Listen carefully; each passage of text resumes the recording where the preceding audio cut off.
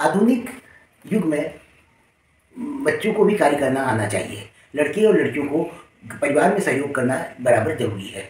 इसके लिए मैंने एक चीज़ की, सन 1971 से 73 में मैंने मास्टर्स डिग्री के लिए MS महाराजा सयाजीराव यूनिवर्सिटी में अध्ययन किया, डिसर्टेशन लिखा और उसमें होम मेकिंग एक्टिविटीज़ पे अध्ययन किया। Home making activities and role of girls.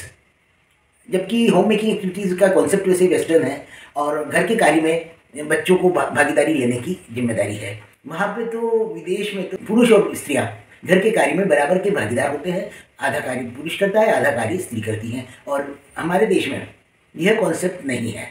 हमारे देश में यह है कि लड़की सिर्फ जिम्मेदारी, घर चलाने की जिम्मेदारी महिलाओं की है, लड़कियों की है, और जो पुरुष की कार्य है वो सिर्फ कमाना है, कमाने और आर्थिक गतिविधियों को संचालित करना है। परंतु इस विचारधारा से आज के बच्चों की जीवन को व्यवस्थित नहीं कर पाएंगे। हमें आज आवश्यक है कि लड़के भी लड़कियों की तरह घर के कार्य में सहयोग करें, क्योंकि कई परिवार में तो सिर्फ लड़के ही होते हैं, लड़कियां होती ही नहीं है, और कई परिवार में सिर्फ लड़कियां ही होती हैं, लड़के नहीं होते। इस प्रकार से उनको दोनों को अपनी भूमिकाओं को एडजस्ट करना पड़ेगा।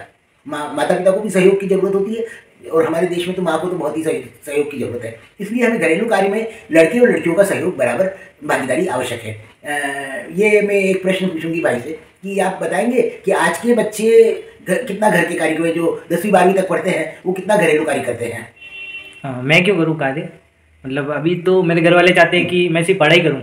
हाँ। अभी थोड़ा करियर की तरफ जाना है मेरे को, तो अभी पढ़ना तो मतलब पढ़ना ही चलता है, काम तो घर के हो नहीं पाते हैं। देखिए, मैं आपको एक बात कहना चाहूँगी कि पढ़ाई तो आप करें, देखिए पढ़ने की जरूरत है, परंतु एक चीज़ है कि आपको पढ़ाई में तनाव रहता है, पढ़ाई में टेंशन रहती है, वो तनाव दूर हो जाएगा अगर आप घर के कार्य में थोड़ा सा भी सहयोग करेंगे ना, तो आपका तनाव भी दूर हो जाएगा और कार्य में आपकी जो शरीर में ऊर्जा है, एनर्जी है यंग व्यक्ति की, उस ऊर्जा का सही चैनलाइजेशन हो जाएगा।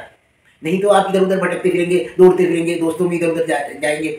जबकि अगर थोड़ा सा घर में कार्य करते हैं तो हम घर के मेंबर्स से भी जुड़ जाते हैं, परिवार का माहौल प्रेममय, स्नेहमय हो जाता है, और साथ ही साथ आपको दूसरे का भी मतलब एक ये रहता है, फीलिंग्स तो होती है ना कि कभी बीमारी हो, कुछ परेशानी हो, तो आप उस कार्य को कर सकेंगे। और अगर कार्य नहीं सीखेंगे तो मैंने तो एक देखा है, विदेश में एक बच्चा गया था इंजीनियरिंग करने के बाद, तो वहाँ पे उसको लगा कि मेरी आर्थिक स्थिति मतलब कुछ डबल हो रही है, तो उसको जब बहुत अच्छे समोसे बनाने आते थे, उसने मतलब अपने घर से समोसे बनाना सीख लिया, और सीख करके वो वहाँ विदेश में गया। विदेश में वहाँ पे जो है पढ़ाई के साथ साथ उसने समोसे बना करके बेचना शुरू कर दिया, तो उसको एक आर्थिक जो है ना व्यवस्था हो गई। तो इसी प्रकार हम देखेंगे कि लड़के भी घर परिवार के कार्य में बराबर हिस्सेदार बने, और घर के कार्य के साथ साथ वो मुख्यतः जो हमारे घर के 4-5 क्षेत्र हैं, उन पांचों ही क्षेत्र में कार्य करें। जैसे आहार संबंधित कार्य है, तो आहार संबंधित आप क्या क्या कार्य लड़के कर सकते हैं, आप ये बताएंगे?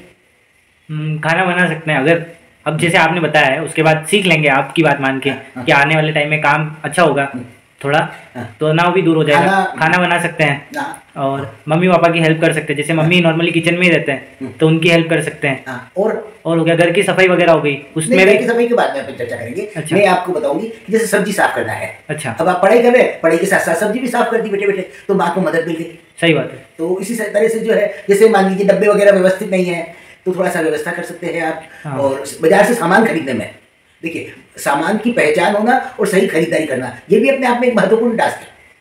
तो घर का छोटा छोटा सामान जो है आप लाएंगे, तो आपको आदत होगी कि हाँ कि किस तरह से खरीदारी करें।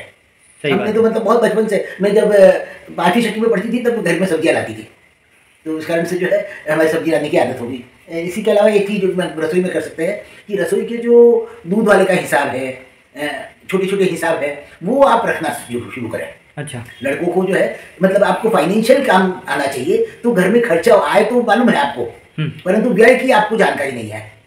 तो आप व्यय की फाइनेंशियल रिकॉर्डिंग रखें कि हमने किस दिन क्या लाया, तो आपको एक दिमाग में होगा कि हम क्या चीज खरीदना है, घर कैसे चल रहा है, कौन सी चीज कितने टाइम से कितने टाइम तक भी चल रही है। हाँ, कितनी मात्रा में। जैसे मान लीजिए आप 1 किलो चीनी लाए, अब वो कितने दिन चल रही है और उसको ज्यादा दिन कैसे चलाएंगे, अगली बार कितनी खरीदनी है, ये भी फिर थोड़ा आइडिया लग जाएगा। बिल्कुल बिल्कुल, यही चीज में जानना चाहिए। मतलब आज के बच्चों को ये अनुभव नहीं है। एक जना जैसे कह रहा था मतलब कि गोभी मूली किस पेड़ पे लगती है।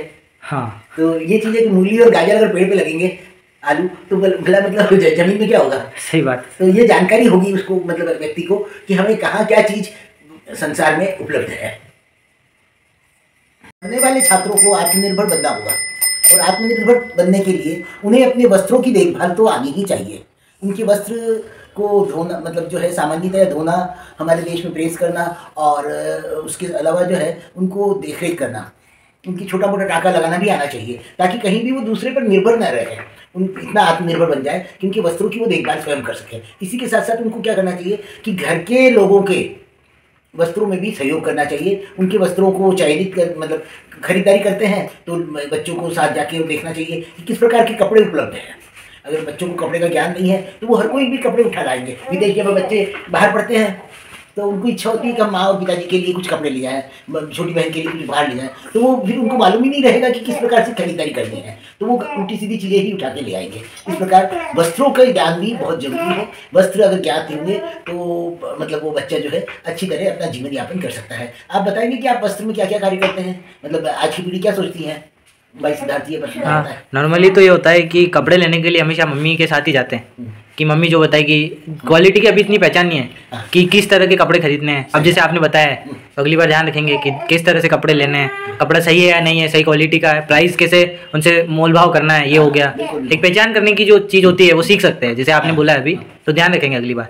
वही चीज़ है कि आपको वस्त्रों की मतलब वस्त्रों के गुण भी देखने पड़ेंगे कि नायलॉन के वस्त्र हैं तो वो कैसे धुलेंगे, वुलन कपड़े हैं तो कैसे धुलेंगे, सूती अगर रंगीन वस्त्र है तो उनको किस प्रकार से धोने पे, किस साबुन से धोने में वो खराब हो जाएंगे और कैसे साबुन चाहिए, किस प्रकार से धोने की, एक तो हाथ की सफाई भी होगी और दूसरी योग्यता भी बढ़ेगी, और साथ ही साथ उनके जो आध्यात्मिक प्रभाव है वो उनके पास ही रहेगा। मतलब जो वस्त्रों में हमारा जो रहता है ना प्रभाव, मतलब आपको वस्त्र इसीलिए प्रभाव को होता है, वस्त्रों में हमारा आध्यात्मिक प्रभाव होता है, तो उस प्रभाव को हमें देखना पड़ेगा। जैसे जो ये लोग आजकल जो जासूस है ये कुत्ते सूंघ करके बता देते हैं कि कपड़ा किसका है, इसी प्रकार उसमें कुछ प्रभाव है वस्त्र में, इस प्रकार वो वस्त्र से ही देख के व्यक्ति को सुगंध मालूम कर सकता है। तो आप वस्त्र को, अपने वस्त्रों को स्वयं धोएं, स्वयं देखें, और तो ज़्यादा अच्छा रहेगा और एक आत्मनिर्भरता की भावना भी आएगी। और साथ ही साथ अपने सोने मतलब बिछाने के, ओढ़ने के, कमरे की साफ सफाई, ये सब जितने भी वस्त्र हैं इनमें सफाई होनी चाहिए, तो आपको अच्छा लगेगा। हाँ, घर के देखरेख की संबंधित गतिविधियाँ भी आज के बालक, पढ़ने वाले बालक माँ पिताजी को मदद कर सकते हैं। अर्थात घर में जो मकान है, मकान की देखभाल, मकान में अगर जाले आ रहे हैं, मासिक सफाई में मदद कर सकते हैं, वो वार्षिक सफाई में मदद कर सकते हैं, जो है ना, इस प्रकार साप्ताहिक सफाई में संडे को मदद कर सकते हैं। तो बच्चे को सफाई की आदत भी पड़ेगी, अन्यथा वो जैसा है वो अव्यवस्थित ही जीवन जिएगा।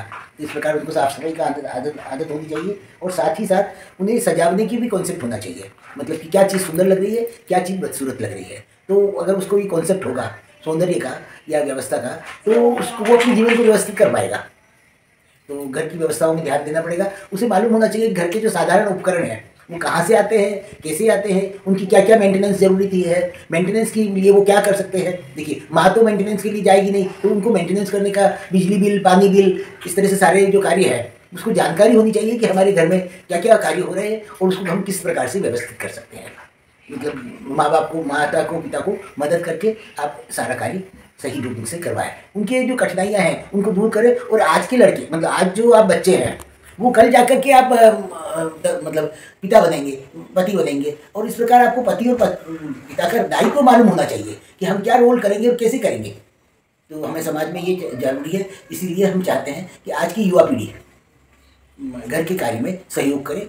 तो इस प्रकार आप देख सकते हैं कि जो घरेलू कार्य हैं, चाहे बचत से संबंधित हो, चाहे खरीदारी से संबंधित हो, चाहे नौकरों को या कार्यकर्ताओं को हैंडल करने की संबंधित हो, हर व्यक्ति को जानकारी होनी चाहिए। और क्योंकि हमारे देश में एक कहावत है, 13 बरस की तरिया 15 बरस को पुरुष, अक्ल आई तो आई, नहीं तो जरक को जरक। अर्थात 13 और 15 वर्ष के अंतर पे ही बच्चों को जानकारी हो जानी चाहिए, अपने जीवन की जिम्मेदारी का अनुभव होना चाहिए और उन्हें समझ पैदा होनी चाहिए कि हमें क्या करना है, कैसे करना है, कब करना है और क्यों करना है। ये सब जो है, इन प्रश्नों का उत्तर देते हुए आप अपने बच्चों को जागरूक बनाएं, अपने बच्चों को होशियार बनाएं और उनको भविष्य की तैयारी करें। व्यक्ति का आत्मसम्मान और स्वाभिमान तभी रहता है जब वह आत्मनिर्भर होता है, और घरेलू अपना जीवन का कार्य, जीवन जीने के संबंधित प्रत्येक कार्य को करना और जानना हर नागरिक की, हर जीव की, हर आत्मा की आवश्यकता है। इसीलिए आप अगर आत्मिक आनंद लेना चाहते हैं, आत्मा की शांति चाहते हैं, तो अपना कार्य आप करें। यदि आपको मेरा वीडियो ये पसंद आया हो तो इसे लाइक एंड शेयर करिए और अपने कमेंट्स भी दीजिएगा। धन्यवाद।